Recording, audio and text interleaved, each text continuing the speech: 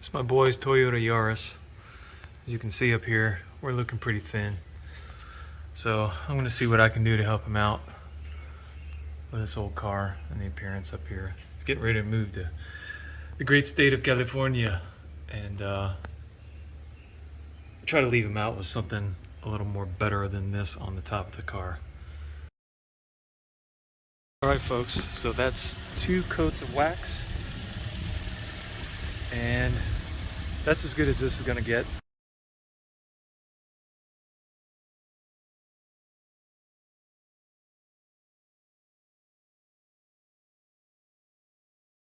All right, so here you can see him making progress. We got a basic sanding down of 320 all the way around the car. What I'm looking for now are shiny spots that are still kind of hidden that I need to hit with the 320. If you see anything shiny, you need to knock that down. Like there's kind of a shiny spot. And it's always hardest here on the edges. Right before where the edge rolls over, you've always got a low spot. And that's where you got to spend some time. See here, definitely shiny through here. You definitely got to spend some time in these areas here, knocking that shine down, getting everything worked out flat. So make sure you get all that real good. We'll pass along that this blue masking stuff here, along with the plastic, that comes on a roll. In fact, that's it right there. Tape of plastic dispenser. I got it at Lowe's for about $10 or so, and it's nice. It is freaking handy. Highly recommend that stuff. Okay, so now this is what it looks like after initially sanding with 320, then moving up to 400, and making sure all the edges of the peeling clear coat are smoothed out. And I see I've got some spots back here that, although they feel completely smooth, I wonder if I should sand that down some more. And then I just washed it with soap and water. And now, next step is I'm going to use the Duplicolor prep spray, the degreaser, and fairly simple. Shake can 2 minutes, apply 8 to 10 inches from the surface. While the surface is wet, dry with a clean, lint-free cloth. I'm going to use a microfiber cloth from the good old Hazard Fart. We're going to do it. All right, I decided to go ahead and knock it down with some more 320, and that's why it's a good idea to go ahead and wash the whole thing off before you putting down your next coat, a base coat or prime-in or whatever the deal is. In fact, there's another spot. So here's what this stuff looks like when you put it on, and I'm wearing a mask because it stinks. This stuff is rancid.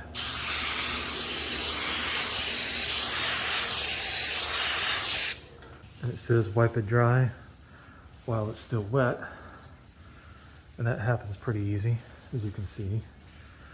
But dude, does it stink. Now I'll tack cloth it and we will throw down some primer. Okay, now for the tack cloth.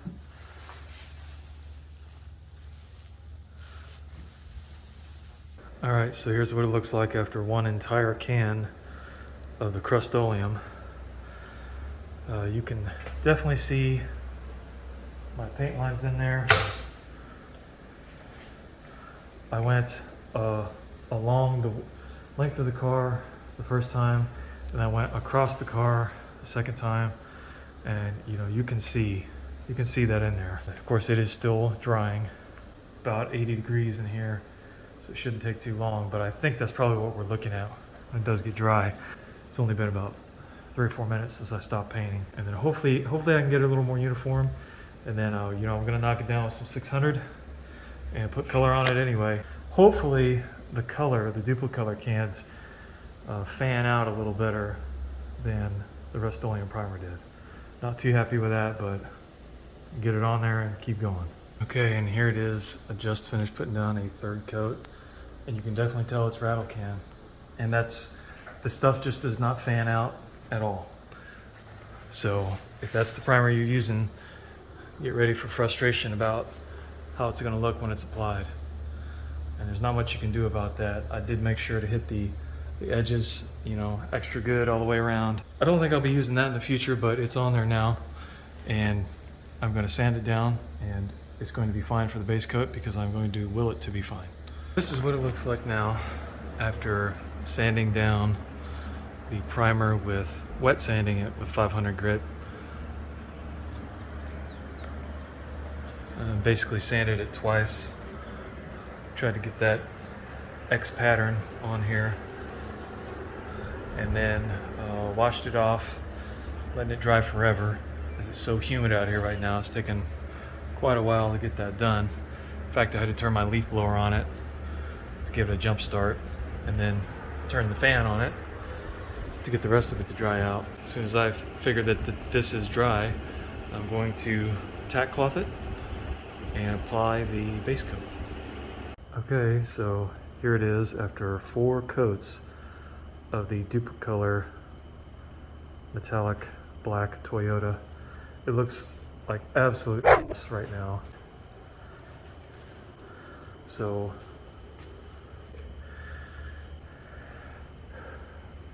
on this Yaris, pretty much 1 can of Duplicolor is 1 coat. It's almost perfectly that way. So I'm gonna wait, per the directions, 30 minutes to apply Duplicolor clear coat. And I'm gonna do 3 coats of that. And here it is, the 1K clear. I'm too scared to use the 2K, even though I know it's probably better. And there it is. You know, 2-3 coats, 10 minutes between each coat. And also, it takes about 10 minutes to put 1 coat on this roof. So by the time you're done, you're ready to start on your next coat on here. And here's what I am using. The BTY 1566, and right here it says, if you're going to use the Duplicolor perfect match, protective clear coat, blah blah blah, wait 30 minutes, right there. 30 minutes before applying the Duplicolor clear coat. So that's what I'm going to do. We'll see how it turns out. Okay, now here it is after 2 coats of clear, and it looks like absolute dog shit. We're going to wet sand that with 1500, and then we're going to put another coat of clear on it after that. I'm going to see how it goes.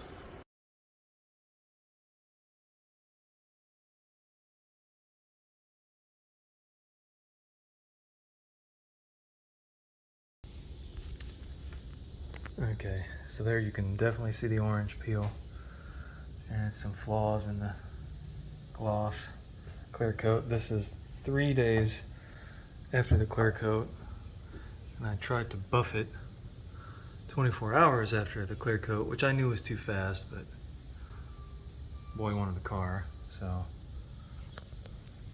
we're gonna cut it and then polish it and see what we get.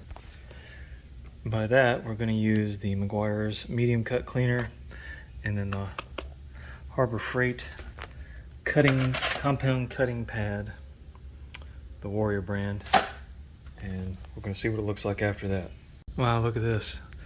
So I just used that buffer with the cutting pad on it, and you can see, well, there back there you can still see the sanding marks, but then when you get right here where I just used that DA, and then the medium one, the medium pad from Harbor Freight, that's pretty good from rattle cans. Yeah, if I can just get rid of those sanding marks on the rest of it. Of course, some of that's dust from the polishing compound, but that's pretty good. This is what I'm using, and it's runny as all get out. So I've kind of charged the pad there, if you will, and then I'm just smearing some of that stuff on there, smearing it around with the pad before I ever turn it on. Much runnier than I thought it was going to be, but it's worth it. So the Meguiar's medium cut cleaner is working well, but you can see it's a dusty affair. And I've been, more or less cleaning it off as it goes, but it does a good job, but it is going to put dust all over. Okay, so now it is after the Meguiar's swirl remover 2.0, that stuff. It looks pretty good for spray cans, especially since I don't have any experience doing this. But you can see, you know, there's plenty of flaws there, plenty of orange peel to go around. But there's also plenty of gloss. For a 10-year-old Yaris, that's not mine, that's my son's, you know. He doesn't really care as long as it isn't rusty on the top, and I'm pretty satisfied with this.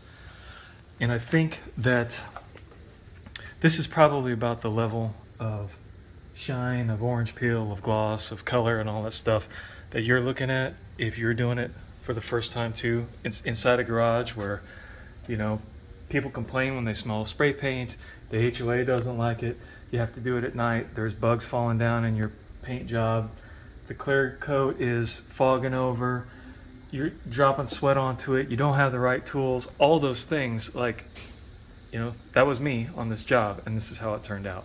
So you can watch all the YouTube videos you want and see the, you know, deep 100-mile thick clear coat 2K gloss that they put on there, and you're like, okay, I can do that. Maybe you can, but I couldn't. This is probably more around what the first timer's looking at. So don't be intimidated. You can do it. You can make it look better, but be realistic with your goals. A couple things I learned about using the DA polisher. With the coarser pads, that thing really wanted to grab the paint up here and just kind of start, you know, jumping its way across the paint job. With the finer pads like that one, the polishing pad, the fine polishing, it didn't do that nearly as bad, hardly at all. Another thing that I learned is tape up your little antenna deals. And look, even there you can see it ripped through the paint on here. When I had the coarser pad on there, boy, it really did a number on that rubber antenna mount. See, before I taped it up on this side, I did not expect that. And again, it's the son's car, haha. He won't know, even if I showed him, he won't care, as long as the radio works. I just didn't expect it to be that foam pad to be that abrasive on the rubber. So be careful of that.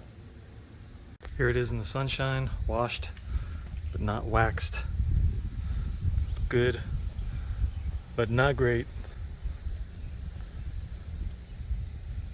Perfectly flawed. There you can kind of see some of the dull spots, high spots, shiny spots, all that stuff.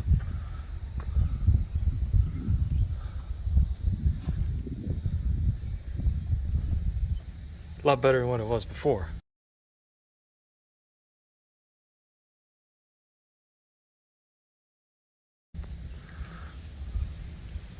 Now, I'm going to wax it and we'll see how that helps. And I think it looks pretty good now. That wax really helped smooth out even some of the defects I saw when I was done buffing it, polishing it. It's not the mirror shine. Like I said, this is just about the best I can do at home with the products I have, the knowledge, all that stuff. And there you can see there's, you know, some shine to it. And it's not that bad. What I would say is, if you're gonna do this yourself and you've been watching YouTube videos, temper your expectations. Know that it's probably not going to look as good as what those guys show on your first time. Especially if you're not buying all the products they have. If you're doing, you know, Rustoleum jobs and whatever Harbor Freight has to offer you in terms of sandpaper and polishers and things like that. And the great thing about doing the roof is, pretty much with the roof, you could only make it better. It's a safe place to start from, because it's hard to see on most cars, even this Yaris, it's really hard to see. And if it looks as bad, if yours looks as bad as this one did before, then it's going to look better. This looks way better. And here you can tell, you know, I didn't match the colors up perfectly. I don't care, neither does my son. And back here, I also wanted to point out, you can see the line here where this is the original paint, this is the paint that I did, and then there's a line there where I masked it off paint-wise. When I did the clear coat, I moved the tape down to here and clear coated over the whole entire thing. And that way it gives it a little more of a smooth transition. You can still feel a line, but it's not nearly as much as if it was just paint and clear coat stopping right there at the line. And I'm hoping that that will help keep this from having any peeling start here on this part of the car. So that's what I did, that's what it looks like. And this might be your future if you're a first timer rattle can spray painter at home.